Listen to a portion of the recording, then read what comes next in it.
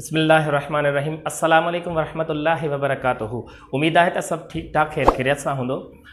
अॼु असां डिस्कस कयूं था टॉपिक के हवाले से जो फोर्स जो कॉन्सेप्ट होंदो है, काज ऑफ मोशन।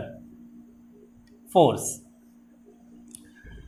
हाणे फोर्स जनरली चइबो आहे त कंहिं बि शइ खे पुश कजे या पुल कजे, त इन हवाले सां असां फोर्स वठंदा आहियूं। फोर्स एक्चुअली छा हूंदो आहे? काज ऑफ मोशन हूंदो आहे। ज़ेन नशीन करे छॾियो, काज ऑफ मोशन, या असां चवंदासीं त जेको फोर्स हूंदो आहे उहो बॉडीअ जी मोशन वारी स्टेट खे चेंज कंदो आहे। ठीकु आहे, माना स्टेट चेंज कंदो आहे। मोशन हुजे या रेस्ट वारी शइ खे छा कंदो आहे? चेंज कंदो आहे। इहो असांजो छा आहे? एक्चुअल में फोर्स जो कॉन्सेप्ट आहे। अच्छा, फोर्स ॿियो छा थो करे सघे? जेकॾहिं ॾिठो वञे त फोर्स यानी के माना कहिड़ा काज़िस हूंदा आहिनि, कहिड़ा इफेक्ट्स हूंदा आहिनि।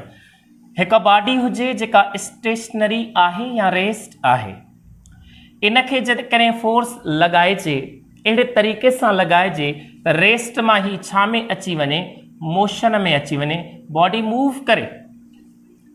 त इन जो मतिलबु आहे फोर्स ई आहे जेको हिन बॉडी रेस्ट वारे जी हालत खे चेंज करे मूव थो कराए, यानी स्पीड अप थो कराए। ठीकु आहे। ऐं जेकॾहिं उहा मोशन कराए, थी सघे थो उहो मोशन यूनिफॉर्म हुजे या यानी के एक्सीलरेटेड मोशन हुजे।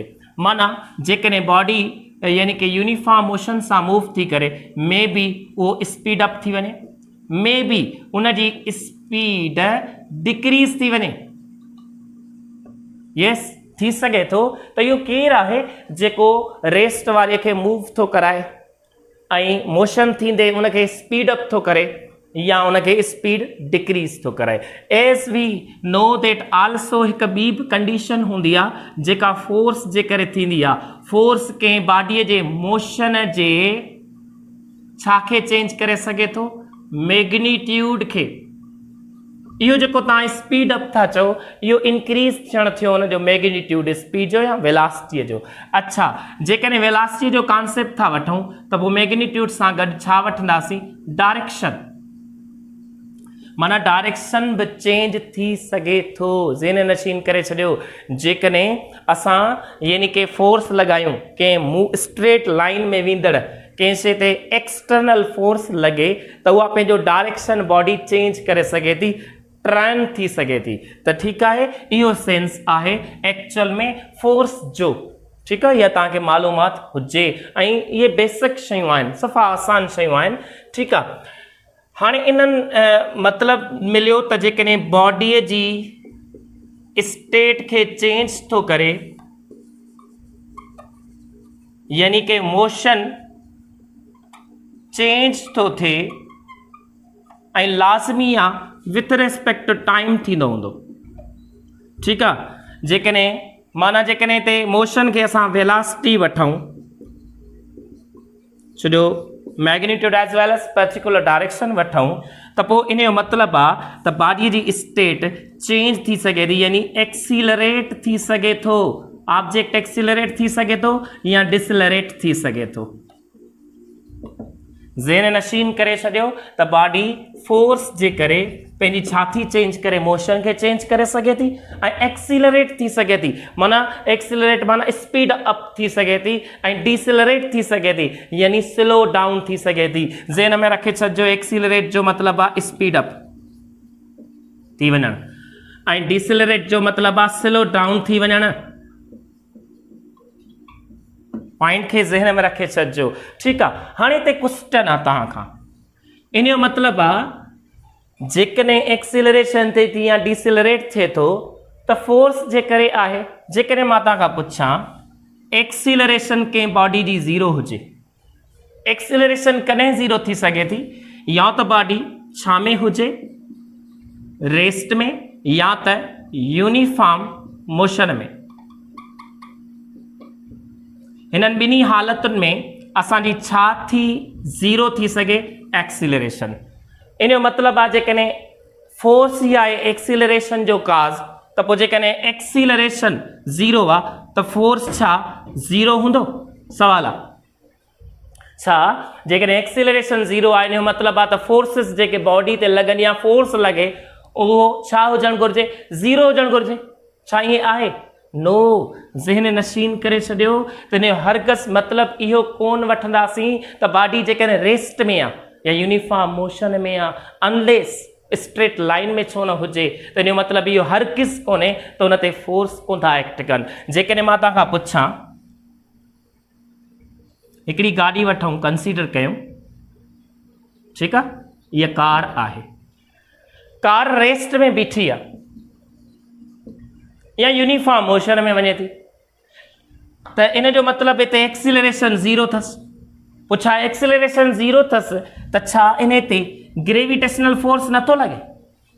ग्रेविटेशनल फोर्स त हर वक़्तु चाहे बॉडी रेस्ट में हुजे चाहे यूनिफॉर्म मोशन में हुजे चाहे एक्सीलरेट थिए त फोर्स त लॻंदो ई लॻंदो आहे, ऑलवेज एक्ट कंदो आहे। ठीकु आहे, त ग्रेविटेशनल फोर्स ऑलवेज एक्ट करे पियो थो। बॉडी त रेस्ट में आहे, बॉडी त यूनिफॉर्म मोशन में छो न हुजे त लेकिन फोर्स त एक्ट करे थो। त इन जो हरगिज़ मतिलबु न वठंदासीं त जेकॾहिं बॉडीअ जी एक्सीलरेशन ज़ीरो आहे त इन ते फोर्सिस एक्ट कोन कंदा। नो, फोर्स एक्ट कंदा हूंदा, फोर्स एक्ट कंदो हूंदो, लेकिन इन जो मतिलबु ईअं वठंदासीं त इन जो रिज़ल्टेंट फोर्स ज़ीरो हूंदो। जॾहिं बि बॉडीअ में एक्सीलरेशन ज़ीरो हूंदी त सम्झी वञिजो त रिज़ल्टेंट फोर्स छा हूंदो? उहो ज़ीरो हूंदो। मीन्स फोर्सिस छा हूंदा? फोर्सिस छा हूंदा? बैलेंस्ड हूंदा। फोर्सिस छा हूंदा? बैलेंस्ड हूंदा। इहा पॉइंट अथव, इहो ज़हन नशीन करे छॾियो त फोर्सिस बैलेंस्ड हूंदा। बैलेंस्ड फोर्स यानी रिज़ल्टेंट फोर्स जो मतिलबु छा आहे त जेॾीमहिल सम ऑफ ऑल द जेके एक्टिंग था कनि बॉडी ते उन जो जेको एडअप हुजे उन जो जेको इफेक्ट हुजे उहो ज़ीरो हुजे। जेकॾहिं कंहिं बि बॉडी ते जेतिरा बि फोर्स लॻी रहिया हुजनि यानी कि उन्हनि जो जेको इफेक्ट हुजे उहो छा हुजे? ज़ीरो हुजे। तॾहिं वञी असां चवंदासीं sum of all the forces acting on a body equal to छा हुजे? ज़ीरो हुजे। इन जो मतिलबु आहे रिज़ल्टेंट फोर्स ज़ीरो हुजे। अञा ॿियनि लफ़्ज़नि में असां चवंदासीं त नेट फोर्स ज़ीरो हुजे। छा हुजे? Net force zero.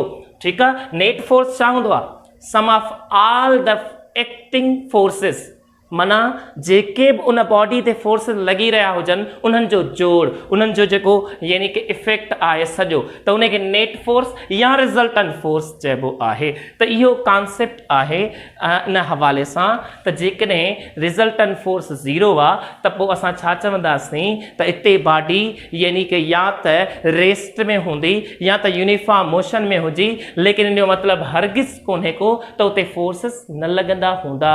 फोर्स लॻंदा हूंदा लेकिन उन जो इफेक्ट ज़ीरो हूंदो। ठीकु आहे, माना इन्हनि ॻाल्हियुनि मां कंक्लूजन मिलियो। कहिड़ो कंक्लूजन मिलियो? त जेकॾहिं का बॉडी रेस्ट में आहे या ऑलवेज में रेस्ट में थी सघे थी, ऑलवेज छा में थी सघे थी? रेस्ट में। का बॉडी मोशन में आहे स्ट्रेट लाइन में लेकिन यूनिफॉर्म मोशन में आहे। इहे ॿई कंडीशंस कॾहिं थी सघनि थियूं? जॾहिं अनबैलेंस्ड फोर्स यानी कि न लॻे। जेकॾहिं लॻंदो त बॉडी रेस्ट मां छा में अची सघे थी? मोशन में, वेरिएबल मोशन में, या यानी कि जेको यानी कि मोशन हूंदो उन स्ट्रेट लाइन में उहो असांजो ज़िगज़ैग पाथ में, या बॉडीअ जी स्पीड घटि थी सघे थी, या रेस्ट में थी सघे थी यानी स्टॉप थी सघे थी। मोशन वारी बॉडी, मूविंग बॉडी। इन जो मतिलबु इहो आहे त फोर्स ई आहे अनबैलेंस्ड फोर्स। ज़हन में रखिजो, अनबैलेंस्ड फोर्स कंहिंखे चइबो आहे? जॾहिं चवंदासीं रिज़ल्टेंट फोर्स ज़ीरो न हुजे। ज़हन में रखे छॾिजो, जॾहिं रिज़ल्टेंट फोर्स ज़ीरो न थींदो तॾहिं जेको फोर्स मञिबो आहे उहो अनबैलेंस्ड फोर्स हूंदो आहे। ऐं अनबैलेंस्ड फोर्स छाजो काज़ हूंदो आहे? काज़ हूंदो आहे एक्सीलरेशन जो। यानी कि रेस्ट मां मोशन में कंदो ऐं यूनिफॉर्म मोशन मां छा में करे सघे थो असांजो यानी कि स्टॉप करे सघे थो या स्पीड यानी कि डिक्रीज़ घटि वधि थी सघे थी। माना इन जो मतिलबु आहे इन मां कंक्लूजन मिलियो त जेको फोर्स आहे उहो ई इन बॉडी जी स्टेट खे चेंज करे सघे थो, लेकिन फोर्स कहिड़ो? अनबैलेंस्ड। ऐं अनबैलेंस फोर्स जो मतिलबु छा आहे? यानी रिज़ल्टेंट फोर्स ज़ीरो न हुजे, रिज़ल्टेंट फोर्स ज़ीरो न हुजे, यानी एक्सीलरेटेड वारो फोर्स जेको हुजे, एक्सीलरेटेड मोशन वारो फोर्स जेको हुजे, त इहो कॉन्सेप्ट आहे। हाणे इन मां बेसिक हिकिड़ी नॉलेज थी मिले। असां हिकिड़ो लॉ पढ़ी आया आहियूं, Newton's first law of motion.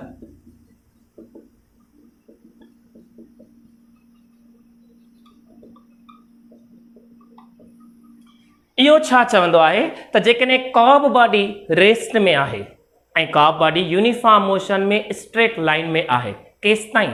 जेसि ताईं को एक्सटर्नल फोर्स अनबैलेंस फोर्स हुन ते एक्ट न करे। जेकॾहिं एक्सटर्नल फोर्स एक्ट ई न करेसि, अनबैलेंस फोर्स एक्ट ई न करेसि, यानी कि त पोइ छा हूंदो? असां चवंदासीं त बॉडी उहा हमेशह रेस्ट में थी सघे थी या उहा हमेशह मोशन में थी सघे थी। लेकिन हिते असां जेकॾहिं रिलेटिव मोशन वठूं ऐं चऊं त पोइ थी सघे थो कॉन्सेप्ट। जेकॾहिं फ्रेम ऑफ रेफरेंस जो कॉन्सेप्ट वठंदासीं पोइ हिकु अलॻि शइ थी वेंदी, उन वक़्तु असां रिलेटिव मोशन जो कॉन्सेप्ट वठंदा आहियूं। इहा पॉइंट अथव, ठीकु आहे। त एब्सोल्यूट रेस्ट न चइबो आहे, एब्सोल्यूट मोशन न चइबो आहे, लेकिन हिते सम्झण जहिड़ा जस्ट असां पंहिंजे उन ई रेफरेंस में वठूं। जेकॾहिं मां हिते ई बीठो आहियां ऐं हितां ई जेकॾहिं कंहिं रूम जे हवाले सां या कंहिं ग्राउंड फ्लोर जे हवाले सां मां जेकॾहिं रेफरेंस थो वठां त पोइ उहा हमेशह उन हालति में असांखे ऑब्ज़र्व थींदे नज़र ईंदी, ठीकु आहे। उन ई हालति में साॻी या त रेस्ट या त यूनिफॉर्म मोशन, ठीकु आहे। त इहा हिकिड़ी पॉइंट आहे। त माना फोर्स ई आहे, न्यूटन जे पहिरें लॉ मां छा मिलंदी आहे ॻाल्हि?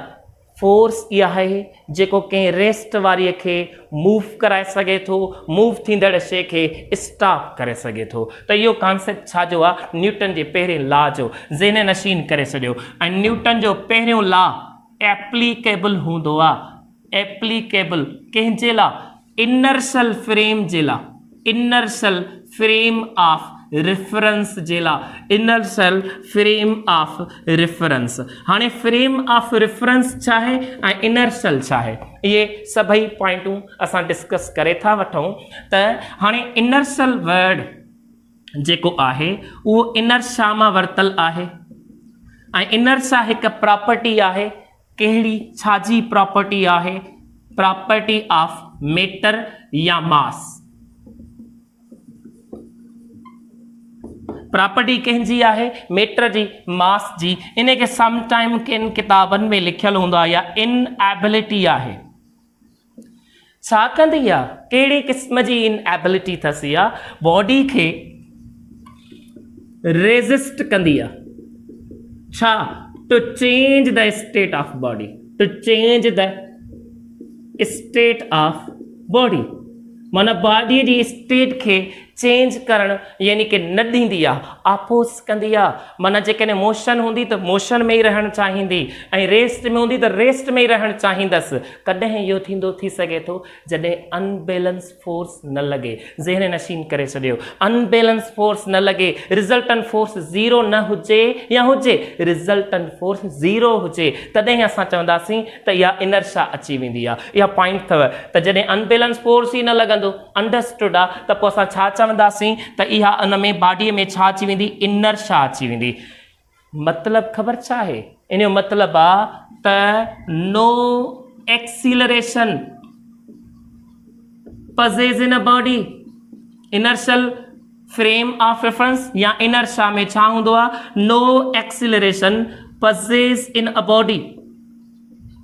बॉडीअ में एक्सीलरेशन न हुजे माना बॉडीअ में एक्सीलरेशन न हूंदी।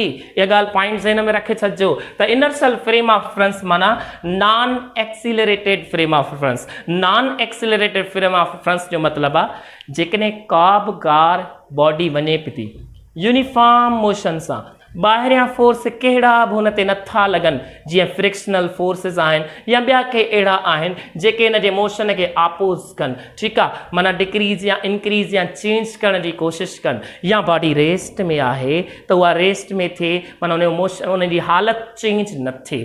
त इते जेको फ्रेम ऑफ रेफरेंस हूंदो, उहा जेकी स्टेट हूंदी बॉडी जी, उहा नॉन एक्सिलरेटेड यानी इनर्शियल फ्रेम ऑफ रेफरेंस में हूंदी। What is frame of reference? असां चवंदा आहियूं त जेको फ्रेम ऑफ रेफरेंस हूंदो आहे, फ्रेम ऑफ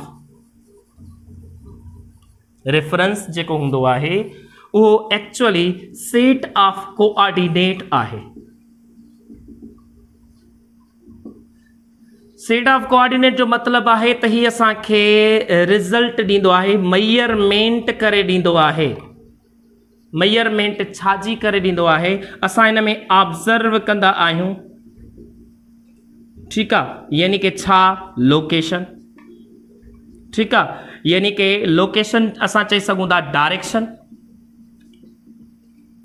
ठीकु आहे, ऐं उन खां अलावा मैथमेटिकल कैलकुलेशन जेका हूंदी, मैथमेटिकल माना फार्मूला यूज़ कयूं, मैग्नीट्यूड फाइंड कयूं, इवन ग्राफिकल रिप्रेजेंटेशन बि वठंदा आहियूं, ग्राफिकल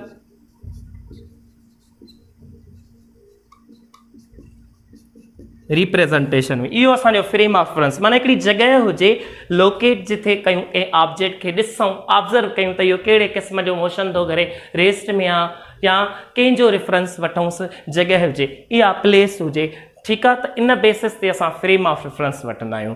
त ज़हन नशीन करे छॾियो, न्यूटन जो पहिरियों लॉ जेको एप्लीकेबल हूंदो आहे उहो एक्सिलरेटेड न, नॉन एक्सिलरेटेड मोशन जे लाइ हूंदो आहे, ठीकु आहे, या त बॉडी रेस्ट वारी हालत में हुजे on the basis of surroundings J basis ते, या त बॉडी यूनिफॉर्म मोशन में हुजे ऑलवेज, त असां चवंदासीं उते जेको आहे न्यूटन जो पहिरियों लॉ एप्लीकेबल थी सघे थो, न त नथो थी सघे। न्यूटन जो लॉ फेल वेंदो किथे? जॾहिं एक्सिलरेटेड मोशन हुजे, ठीकु आहे। उन जे बेसिस ते इहो पहिरियों लॉ ऑफ इनर्शिया जेको वठंदा आहियूं। हाणे इनर्शिया जा कुझु टाइप्स हूंदा अथव, जीअं inertia of rest, inertia of motion, inertia of direction. Rest में कीअं? जेकॾहिं तव्हां हिकिड़ो को बि सिक्को कॉइन खणो ऐं पेपर जे मथां हिकिड़ो या खोड़ सारा कॉइन्स खणो, ठीकु आहे, ऐं हिकिड़ी पेपर जी शीट हेठां हुजे ऐं खोड़ सारा कॉइन हुजनि, तव्हां जेकॾहिं उहो पेपर जी शीट कढी वठंदो जल्दी, त उहे जेके सिक्का आहिनि, कॉइन्स आहिनि, जेके पेपर जी शीट ते पिया हूंदा, पेपर जी शीट ते पिया हूंदा, उहे पेपर सां गॾु पोइ न वेंदा, हालांकि पेपर जे मथां पिया हूंदा। असां कंहिंखे था यानी रिमूव करण जी कोशिशि कयूं शीट खे, शीट जे मथां ई त कॉइन पिया आहिनि, पोइ कॉइन छो नथा यानी हुन सां गॾु हलनि? ड्यू टू इनर्शिया उहे छा में आहिनि? रेस्ट में आहिनि। छो अनबैलेंस फोर्स कंहिं ते लॻायो? शीट ते लॻायो, तव्हां कॉइन्स ते त कोन लॻायो। इन जो मतिलबु आहे त बॉडी छा में रहण जी कोशिशि कंदी? रेस्ट में रहण जी कोशिशि कंदी, साॻी हालत में रहण जी कोशिशि कंदी। जंहिं ते फोर्स लॻायो वेंदो आहे उहो ई पंहिंजी पोज़ीशन या स्टेट चेंज कंदी आहे। इहा पॉइंट अथव, ठीकु आहे। सो इहे ॻाल्हियूं कुझु आहिनि चंद, इहे माना पहिरें लॉ जे मुताबिक़ इहो लॉ असांजो हूंदो आहे। त इनर्शिया ऑफ मोशन जेकॾहिं वठूं त पोइ उहा छा हूंदी आहे? समटाइम असां कंहिं कार में वेहीकल में हूंदा आहियूं ऐं गाॾी मूविंग हूंदी आहे, सडनली ब्रेक अप्लाई थींदी आहे त असांजो जेको अपर पोर्शन आहे बॉडी जो उहो जर्क फील कंदो आहे फॉरवर्ड डायरेक्शन में। अब फॉरवर्ड डायरेक्शन में जॾहिं त गाॾीअ में असां वेठा आहियूं, उहा गाॾी त ब्रेक अप्लाई करे बीही थी वञे, पोइ असांजो अपर पोर्शन बॉडी जो फॉरवर्ड डायरेक्शन में, माना जंहिं तरफ़ मोशन जो कॉन्सेप्ट डायरेक्शन आहे उन तरफ़ कीअं थो वञे, माना बॉडी जो अपर पार्ट रेस्ट में छो नथो बीहे? छो जो फोर्स लॻो आहे कंहिं ते? कार ते, यानी कि सीट्स ते, इन्हनि ते। लेकिन असां ते त फोर्स न लॻो आहे, असांजी बॉडी त पहिरियां मोशन में ई, माना इहा छा ट्राई कंदी त मां मोशन वारी हालत में रहण जी कोशिशि कयां। छो जो जंहिं ते फोर्स लॻंदो उहा ई अनबैलेंस फोर्स जॾहिं लॻंदो उहा ई पंहिंजी स्टेट चेंज करे सघे थी। अदरवाइज़ छा थींदो? उन बॉडी ते जंहिं ते फोर्स नथो लॻे उहा बॉडी पंहिंजी स्टेट चेंज नथी करे सघे। जीअं असां पहिरियां पढ़ी आया आहियूं, जेसि ताईं अनबैलेंस फोर्स न लॻंदो तेसि ताईं बॉडीअ जी स्टेट चेंज नथी थी सघे। त इहे कुझु चंद ॻाल्हियूं आहिनि न्यूटन जे पहिरें लॉ जे मुताबिक़। हाणे अॻियां असां यानी न्यूटन जो सेकेंड लॉ पढ़ी था वठूं। जेसि ताईं ही नोट कयो, प्रैक्टिस कयो। शाबाश।